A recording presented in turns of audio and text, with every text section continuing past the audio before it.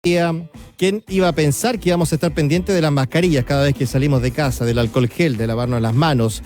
Bueno, esas son algunas de las cosas que hemos tenido que hacer acostumbrándonos. Ya uno sale de casa, ¡ay, la mascarilla! Que no se me quede la mascarilla, la va a buscar inmediatamente, ¿o no?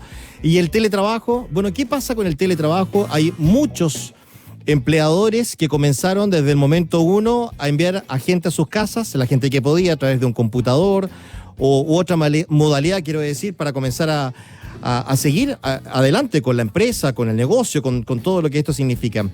Es una situación bien importante porque hay mucha gente que se encuentra en esta condición en nuestro país. Queremos conversarlo. Estamos con Lía Rojas, abogada, socia, directora de Rojas Abogados. Este 1 de julio entró ya en vigencia la ley de teletrabajo. Bueno, ¿cuáles son los aspectos clave, las penas, las multas? ¿Qué pasa con todo esto? Entendámoslo bien. Lía, ¿cómo estás? Gusto de saludarte. Muy buenos días. Muy buenos días, Rodolfo. Muchas gracias por el contacto. Gracias a ti. Bueno, yo decía que estamos todos acostumbrándonos a esto que nos trajo la pandemia, pero el teletrabajo viene de mucho antes. Y ahora probablemente tenemos una exigencia de ir controlando que las cosas funcionen bien. Se adelantó todo y no queda de otra. Ahora hay que adaptarse. ¿Cómo crees tú, lo primero, que ha hecho los pasos Chile en ese sentido? Bueno, la verdad es que el teletrabajo, se estaba hablando hace mucho tiempo de esta nueva modalidad, pero nunca pensamos que casi en algunas instancias se iba a ver forzado a los trabajadores a trabajar en esta modalidad sin siquiera haberlo acordado, porque como bien tú dices, llegó la pandemia, la gente empezó a trabajar desde las casas y se hizo necesario regular esta situación nueva que nadie se esperó y que mucho fue la única forma de trabajar que tenían. Entonces, en cuanto a eso, rápidamente se tuvo que aprobar la ley y hacer las indicaciones necesarias para poder regular esta nueva modalidad, porque la verdad es que hay hartas cosas nuevas, como por ejemplo cuál es el mecanismo que tiene el empleador para supervisar el cumplimiento de esta jornada, también cuál es el tiempo que el trabajador tiene que estar conectado, porque muchos sienten que desde la casa trabajan mucho más, qué pasa con los requerimientos por WhatsApp, por mail, llamados, etcétera. Así que sí, esta ley de todas maneras tiene que regular esos aspectos. Exacto. Lo primero, podemos identificar la diferencia entre el trabajo a distancia y el teletrabajo. ¿Hay una diferencia ahí?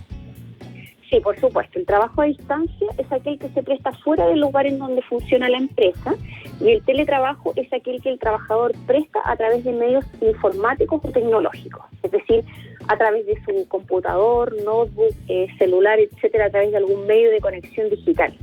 Eso es lo que debemos entender por teletrabajo. Y en esta nueva modalidad, el empleador y el trabajador tienen que acordar dónde va a ser el lugar que se van a ejecutar estos servicios, ya sea a distancia o mediante modalidad de teletrabajo, ya que solamente va a tener estas características si es que se presta fuera del lugar en donde funcionan las empresas o fuera de las oficinas que la empresa tenga destinada para estos efectos. Y puede ser que el trabajador pacte con su empleador que lo va a prestar directamente desde su domicilio, o también puede ser que quede de manera libre, es decir, que quede de manera abierta y que el trabajador sea el que determine en qué lugar de manera libre y espontánea va a desarrollar su función de teletrabajo. Y ahí tiene que quedar un respaldo, o sea, tiene que haber una actualización de los contratos. Claro, precisamente este pacto de teletrabajo, trabajo a distancia, debe constar por escrito y debe tener además unas estipulaciones mínimas. Por ejemplo, especificando si esta forma va a ser total o parcial, porque en el futuro, y cuando pasemos la pandemia, puede ser que exista una modalidad combinada, es decir, que se presten los trabajos en el lugar donde usualmente se prestaban, y también puede ser mediante teletrabajo o trabajo a distancia. También hay que definir en este contrato dónde va a ser el lugar que este trabajo se va a prestar, es decir, si va a ser en el domicilio del trabajador o se va a determinar de manera libre. ¿Cuánto va a durar también este acuerdo? Porque puede ser indefinido o por un tiempo determinado. Uh-huh. ¿Cuáles van a ser los mecanismos que el empleador va a tener para supervisar el cumplimiento de esta jornada o el control de la prestación de los servicios? Y además, cómo el trabajador va a distribuir esta jornada de trabajo. Porque tenemos que usualmente el trabajador trabajaba 45 horas a la semana en una jornada ordinaria. Sin embargo, en esta nueva modalidad de teletrabajo puede ser que se encuentre excluido de la limitación de la jornada. Qué interesante es eso, hay que tener atención. Todo esto es muy particular, y bien lo decías tú, tiene que haber un buen diálogo entre el empleador y el empleado, digamos, ¿no? Quien ofrece ese servicio y quien está en la jefatura de poder coordinar bien todo esto, porque me imagino que son todas únicas historias.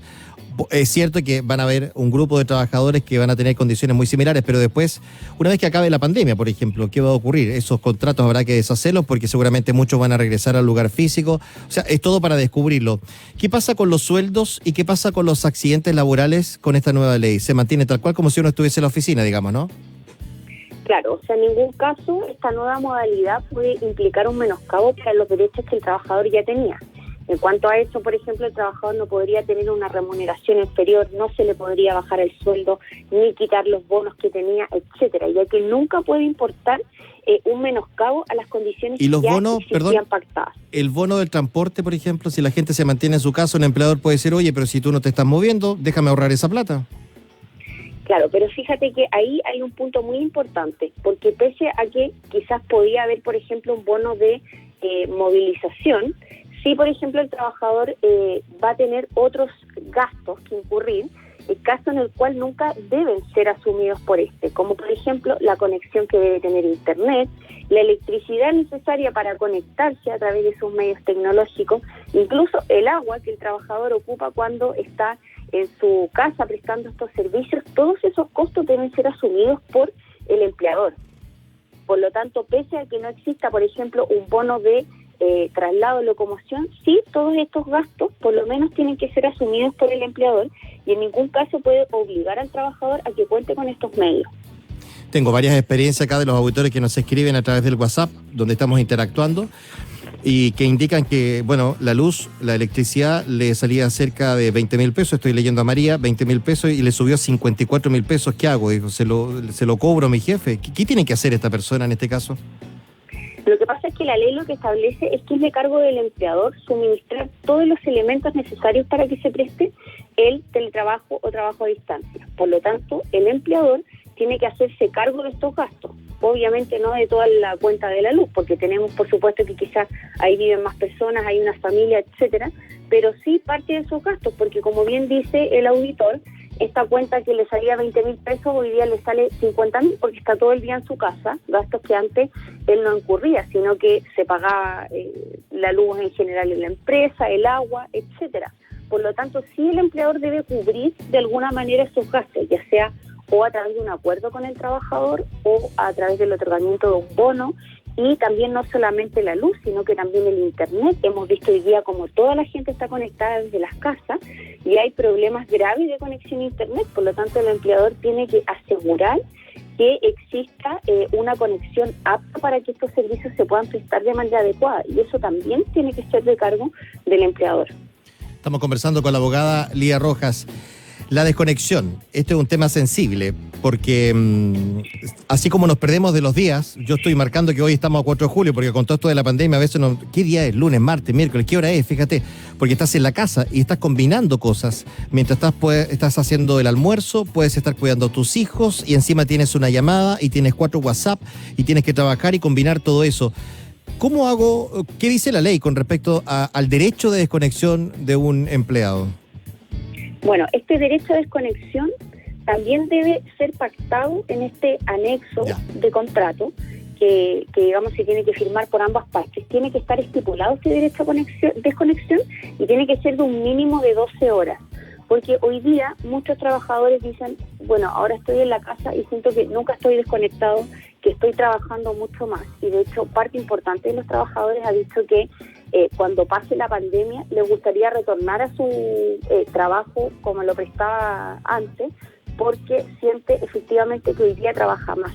Y en cuanto a eso tenemos 2 puntos importantes. Uno, como tú dices, Rodolfo, el derecho a la desconexión, que la ley establece que no puede ser inferior a 12 horas. Es decir, 12 horas el trabajador sí o sí tiene que estar desconectado.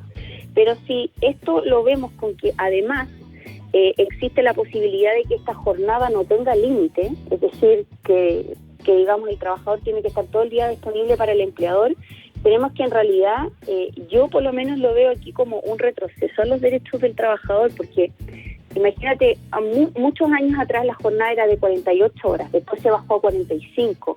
Con las demandas sociales que tuvimos en octubre, incluso se habló de bajar la jornada a 40 horas. Y hoy día estamos hablando que la modalidad de teletrabajo solamente el trabajador tiene derecho a una desconexión de 12 horas, es decir, le estamos pidiendo una jornada de 60 horas semanales. Eso es algo que la ley, por lo menos hoy día, con esta flexibilidad permite, porque dice, un trabajador que está desde su casa puede no tener límite de jornada, solamente le doy un derecho a desconectarse durante 12 horas, lo cual parece a todas luces que es poco. Por eso muchos trabajadores han dicho que el día de mañana les gustaría volver a su rutina normal, porque claramente la idea del teletrabajo es que igual se respeten estas pautas, horas de descanso, normativa laboral que teníamos, pero vemos que con esta nueva norma estamos ante una circunstancia totalmente nueva, que como te digo, yo considero por lo menos en estos puntos que al menos parece un retroceso en cuanto a los derechos que el trabajador ya tenía ganado. Uh-huh. Lo último, ¿un empleador puede ir a supervisarte a la casa o no?